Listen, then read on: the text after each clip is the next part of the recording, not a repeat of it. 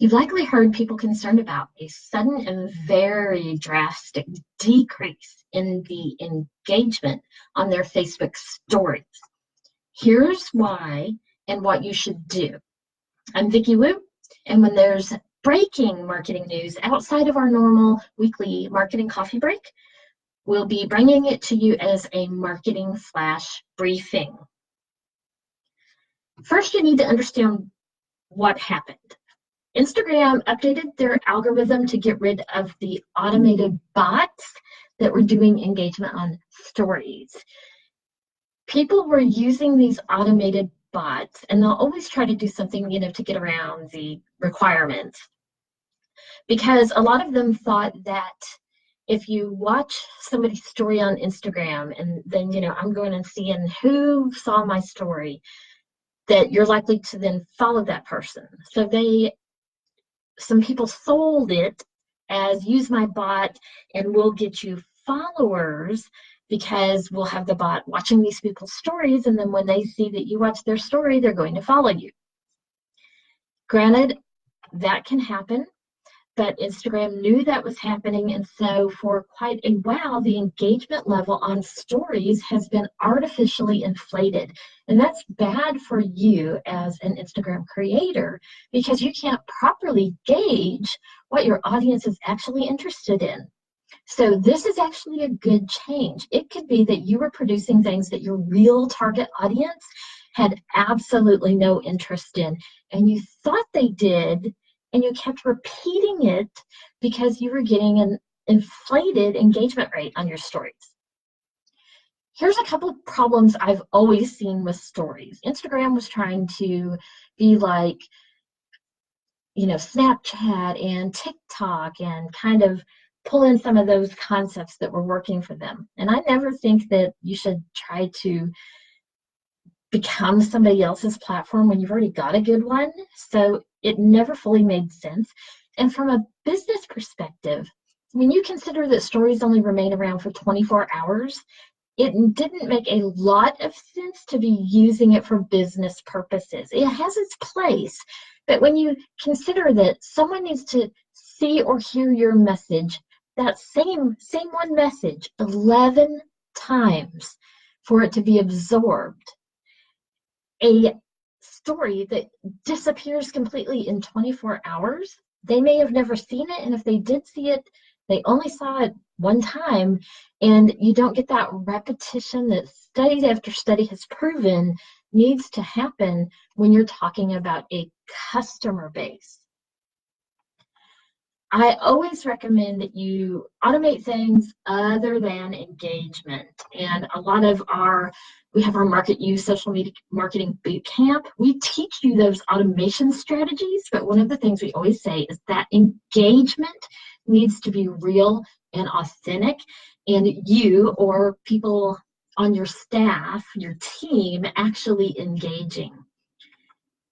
There's a few standard practices, best practices we always tell you. First is authenticity. Your stories that you've been publishing may have been authentic, and so you want to keep doing that. Consistency is also key. So if you do have a base of followers, non-bot followers, that are used to seeing you post a story at the same time of day and they've been following you, you would want to keep doing that. There's other ways, though, that you can be authentic and consistent on the platform without relying upon Instagram stories. You can do regular posts and cover both of those. Also consider the 80-20 rule. It says that no more than 80% of your content should be salesy or directly business related. However, you do want to make sure that you include some type of call to action in a minimum of 20% of your posts. Aim for 50 to 60% if you can, because the call to action doesn't have to be a direct sale. It could be asking a question, asking their opinion, things like that. The most important thing that I tell all clients repeatedly, and we consistently tell our members of the Market You Social Media Bootcamp, is you need to get people off social media. social media is a great place to use to have those authentic engagements with your customer base and show pictures and share videos and all of those things to make it feel more personal than a traditional website or email platform alone can do. However, these are third-party platforms. And whenever you're on a third-party platform, they can change the rules on you overnight, like they just did on Instagram, and it can negatively impact you.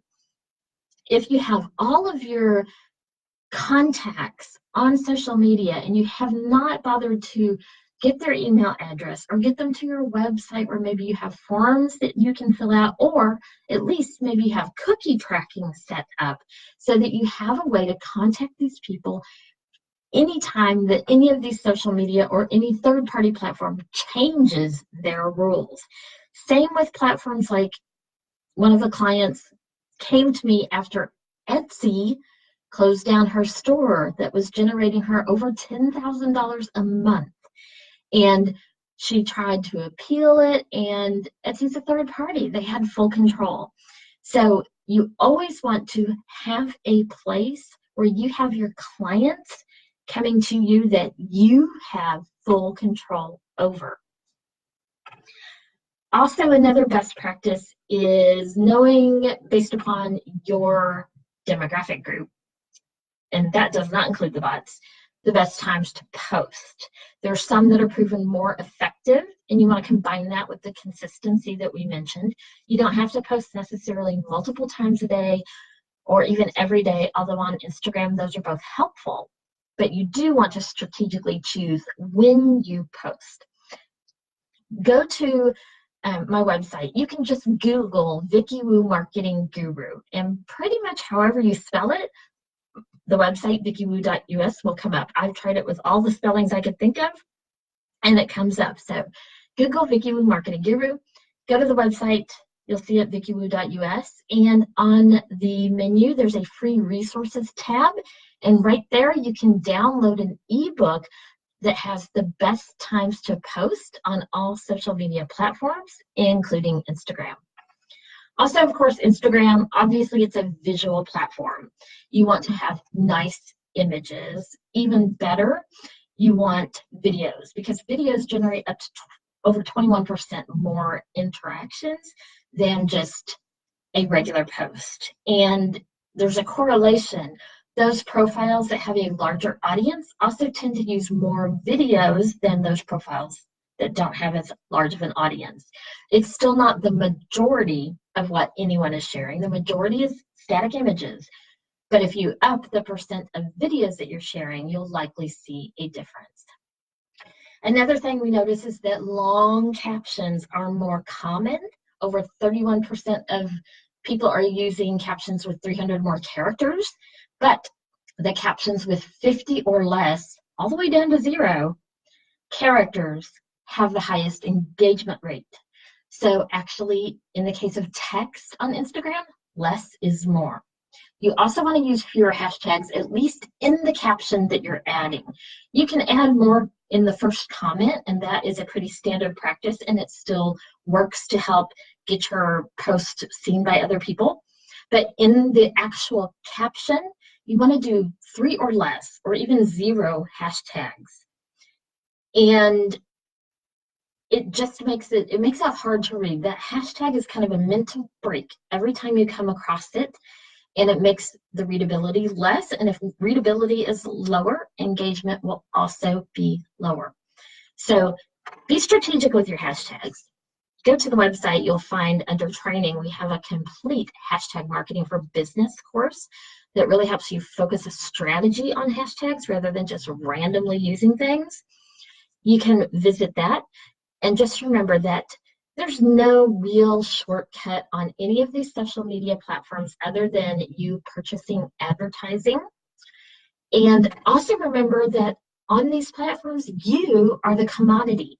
That's why the platform is free for the users, because the platform is selling you to the advertisers.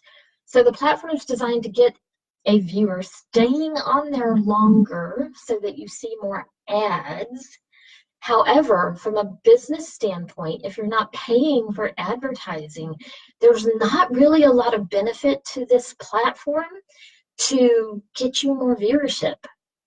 So you need to consider that whenever we talk about third-party platforms, especially if they're free to use, there's a reason for that, and that means if you're a business, that reason is not in your favor, and you need to make sure that you're following best practices and then white hat strategies. Don't go and hire a bot to get you followers or get you people on your stories. That doesn't work long term. It will always get cut off, and you need to be aware of that. So have you been impacted by this recent Instagram update? I'd be curious to see what you've noticed. You can drop your comment down below or visit the website and add your comment there. And of course, if you have marketing questions, we'll always try to answer them on one of our episodes or by email when we can. See you next time.